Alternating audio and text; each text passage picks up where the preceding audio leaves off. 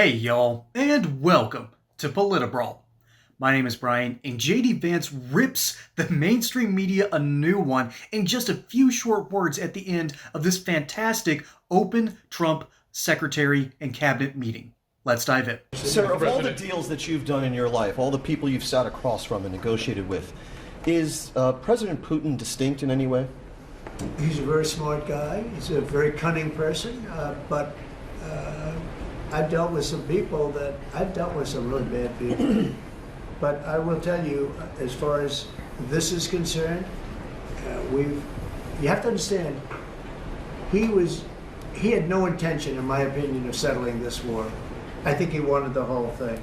When I got elected, we spoke, and I think we're going to have a deal. I can't guarantee that. You know, a deal is a deal. Lots of crazy things happen in deals, right? But I think we're going to have a deal. If I didn't get elected, I believe he would have just continued to go through Ukraine, and over a period of time, a lot of people would have been killed, would have lasted for a period of time.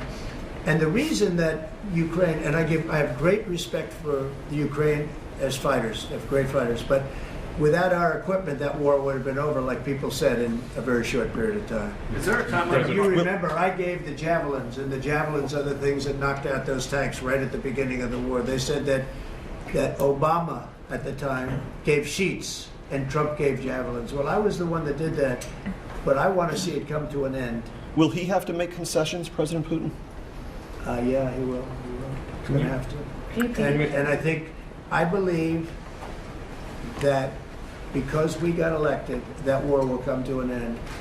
And I also believe if we didn't get elected, if this administration didn't win the election by a lot, that war would go on for a long time, and he would want to take the whole thing. What concession? The big question I had is, does he want to take the whole thing? But the reason, and the Ukrainians are good fighters, I have to say, but without the equipment, without our equipment, we have the best equipment in the world. We have the best military equipment in the world. Without our equipment, that would have been over very quickly. What concessions would you like to see? What concessions would you like to see? Oh, I don't want to start right now, but I can tell you that NATO you can forget about.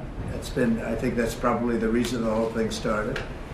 And I think, JD, we can say that. What, do you have a statement on that? You've been very much involved. I gave him the beauty. Concessions from Russia. I mean, look, as the president said, we're not going to do the negotiation in public with the American media. He's going to do it in private with the president of Russia, with the president of Ukraine, and with other leaders. And I think that's how this has to go. I think that I just want to push back against some of the criticism I've seen of the administration on this, because every single time the president engages in diplomacy, you guys preemptively accuse him of conceding to Russia. He hasn't conceded anything to anyone. He's doing the job of a diplomat, and he is, of course, the diplomat in chief as the president of the United States. I love this tag team that is JD Vance and Donald Trump. And normally, Trump is not going to give the floor to his vice president. I don't remember him ever doing that to Mike Pence, but JD Vance is fantastic with the zingers. He's been well educated, has a fantastic mind, sharp wit, has been in combat situations, has basically been, his mother is now a recovering drug addict, and he came from nothing. And now he's the vice president of the United States and the likely front runner in 2028. And these are the kind of situations that Donald Trump really tapped him for. It's not because J.D. Vance was a never-Trumper. It's because he came around and realized, oh, after one term of Trump, we were completely wrong, and I am a part of that never-Trumper group. I was a never-Trumper until right before the 2016 election, when I realized that the media was lying to us en masse. And so that sort of revelation has made J.D. Vance a huge asset, and this little dunk on the media is 100% right. The mainstream media will do anything it can, particularly against Republicans, to take pot shots at the president, because those headlines, well, they sell better.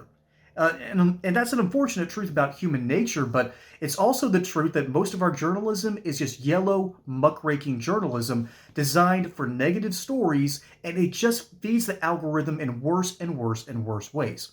We were lucky for a little while post-World War II when the media started coming to its senses and realized, oh, it's either prop up the United States or fight for the communists.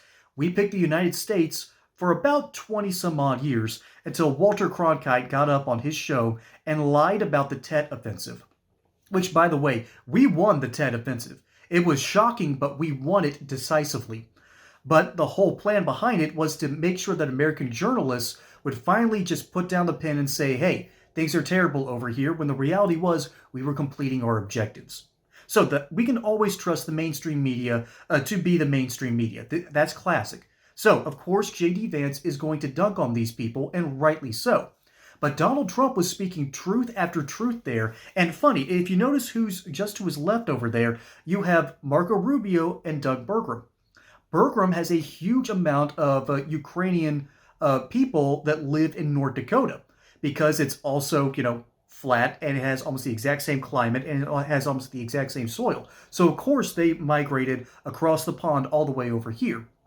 And so he's taking a specific look at this because the same people that live out there are also the people that live around the new shale oil fields. And then, of course, you have his Secretary of State, Marco Rubio, trying to make sure that Trump isn't saying anything too controversial so he doesn't have to do damage control later. And again, that's merely politics in action. That's the only reason I'm bringing that up. But speaking of politics in action, the Trump administration, this is, by the way, an ABC story from, I believe, back in 2019, I believe.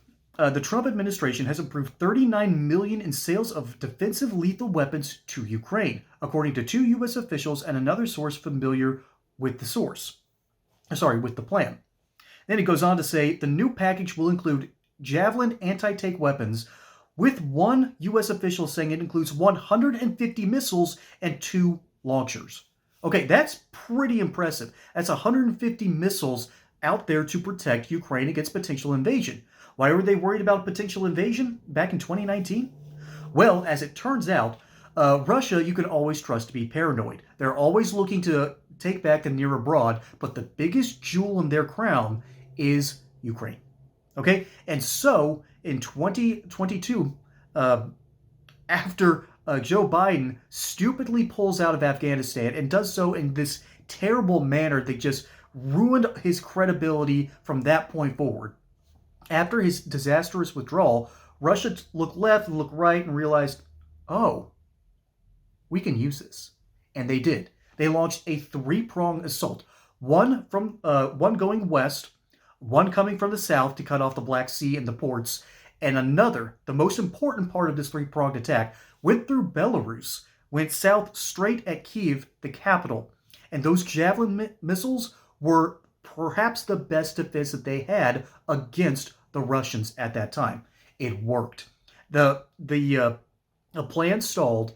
The forces in the west didn't get as far as they wanted. The forces in the south didn't get as far as they wanted. And the forces in the north were so devastated that they had to retreat after only a couple of weeks. And now there's no northern front anymore. And even Belarus is now looking left and looking right and going, maybe, just maybe, supporting the Russians has been a big, big mistake. And so you now have a situation where Barack Obama could have given them weapons, but it turns out he refused. He balked at the line in 2014 and just failed to do so. But Donald Trump, however, gave them exactly what they needed, and without those forces, well, there wouldn't be a Ukraine war anymore. Ukraine would be flying the Russian flag entirely. Because if Kyiv was captured, that's it. That is the entire eastern portion of the country gone. They will likely link up forces. The military will then push through that last pocket, move through the south, take what's left of the ports, and Ukraine is essentially cut off. That's what would have happened.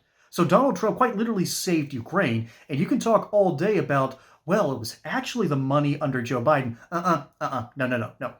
If X didn't happen first, Y would have never happened afterwards. It is that simple. And the mainstream media has refused to report on this because they don't want to give Donald Trump the credit where it's due. That's the sad reality of the situation. And that's why I love it that J.D. Vance is out here just dunking on the mainstream media. And again, that doesn't usually happen in a cabinet meeting. But J.D. Vance has that ability. He has that sharp, razor-sharp wit that is able to just cut through everything and deliver just a crushing blow to anyone who thinks that the mainstream media is unbiased. and when in fact we know for a fact it's not. Folks, my name is Brian. Hope you enjoyed that segment here on Politbro. Don't forget to like and subscribe. Catch you on the next one. And until then, y'all have a good one.